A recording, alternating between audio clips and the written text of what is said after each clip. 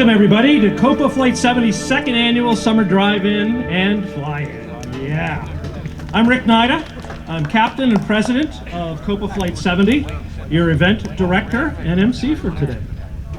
I'd like to start off by thanking our hosts and their families, Manny and Connie Rosario, Tom King and his wife, for without their enthusiasm and passion, we would not be here today enjoying our premier event of the year. So let's give the Rosarios and the Kings a really big applause and gratitude.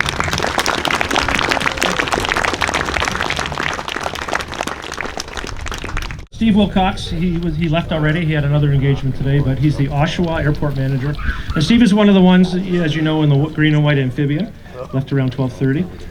Without Steve's great wisdom and guidance, our special events wouldn't have been possible. I'd just like to give Steve and his company, Total Aviation and Airport Solutions, a big shout out for being the event's sponsor of the second Van and Boss Whitby Royal Canadian Air Cadet Squadron.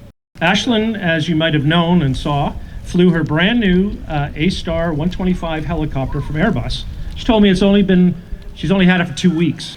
It's my pleasure to call Ashlynne up to the upper deck again to say a few words for an award that she's got to present. Ashlynne, can you join us?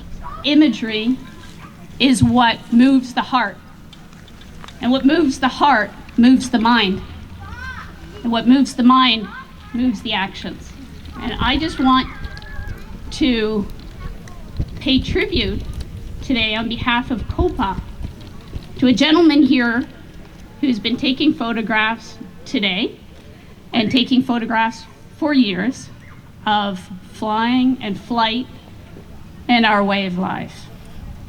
And I'm speaking about Gus Carujo on behalf of COPA and all of us pilots and flying enthusiasts for his contribution over the years.